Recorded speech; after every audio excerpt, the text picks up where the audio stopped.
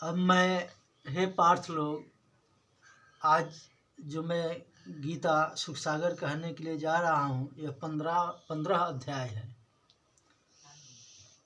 श्री सुखदेव जी बोले, हे राजन, परीक्षित राजा पूर्वा के सहवास से उर्वशी ने अपने गर्भ से आऊ, श्रुताऊ, सत्याऊ और रय, विजय तथा जय नामक 6 पुत्रों को जन्म किया। श्रुताऊ का केवल एक पुत्र वासुमान हुआ, सत्याऊ का सूत श्रुतजय हुआ, रय का सूत एक हुआ, विजय का सूत भीम और जय का सूत अमित हुआ।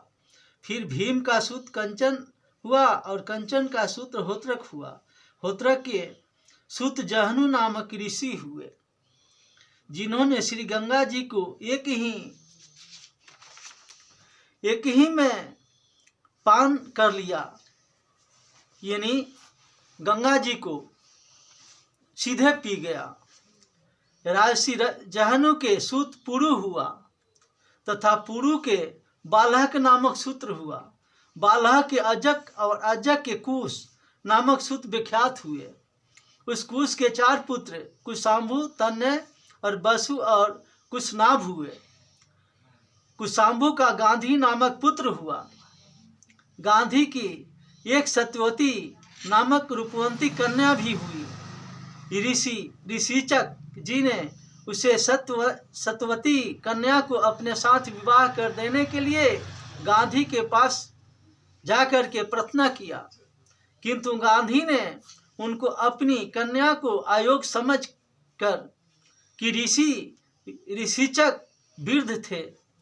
हे राजन, गांधी महाराज ऋषिचक से कहने लगे, हे मुनि, मैं अपनी सत्यवती कन्या को आपके लिए अवश्य ही दे दूंगा, किंतु चंद्रमा के सदृश श्वेत सफेद वर्ण वाले तथा जिनका एक कान श्याम काला हो, ऐसे सहस्त्र 1000 अश्व आप हमको प्रथम ला करके दीजिए, वहीं इस कन्या का शुल्क है।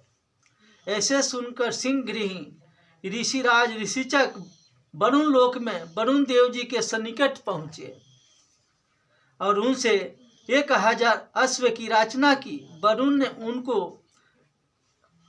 बात को सुन लिया, वो रत्न जो है दे दिया, जिनको पाकर ऋषिचक ने सत्यवती का शुल्क उसके पिता गांधी को देकर उनकी कन्या का विवाह अपने साथ कर लिया। कुछ समय के अनंतर पत्नी एवं सासू ने ऋषिचक से कहा कि हे, आप अपने वंश की वृद्धि क्यों नहीं करते हैं? आप पुत्र प्रापित कीजिए।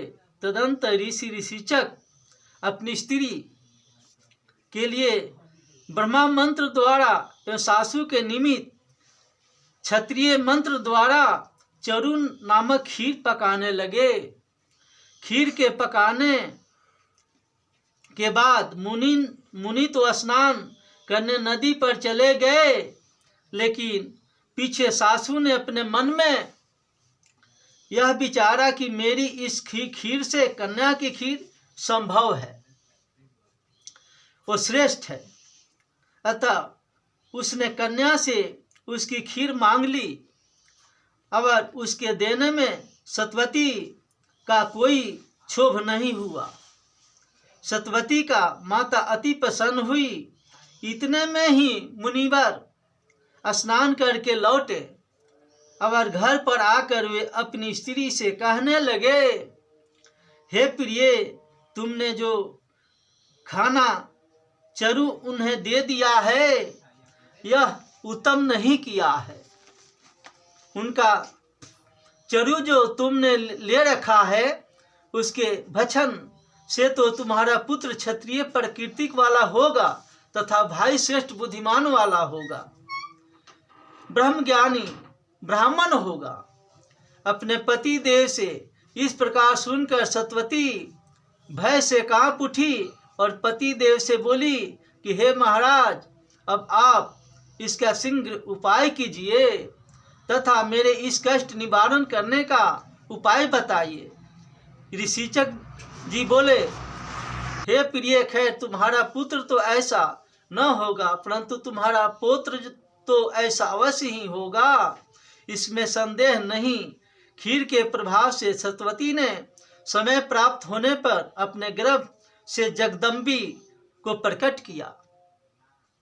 राजा परीक्षित पुनः वह सतवती अपनी मृत्यु के अनंतर पवित्र कौशिका नामक नदी हो गई। हे राजन, मुनि जगदम्बी ने अपनी रेणुका के साथ विवाह किया। उनसे आदि कई पुत्र प्रकट हुए। उन्हीं में परशुराम जी सबसे छोटे सूत थे। उन्होंने समय प्राप्त होने पर है वंश का सर्वनाश कर अपना जस बढ़ाया। वे हरि के अवतार कहलाए जाते हैं। इसी प्रकार परशुराम जी ने 21 बार पृथ्वी पर क्षत्रियों से हीन कर दिया।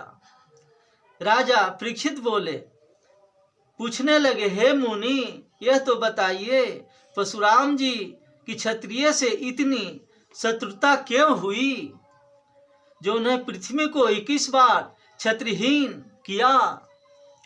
सुखदेव जी कहने लगे, कीर्तवीर्य अर्जुन है वंशीय क्षत्रिय का राजा था। उसने अपनी सेवा आराधना से भगवान दत्तात्रेय जी को संतुष्ट कर लिया, जिससे कि उसकी 1000 भुजाएं हो गई। अब शारीरिक बल की कोई सीमा न रही। कीर्तवीर्य को अपने बल पर अभिमान हो गया, क्योंकि उसे कोई बलवान युद्ध में जीत नहीं सकता था।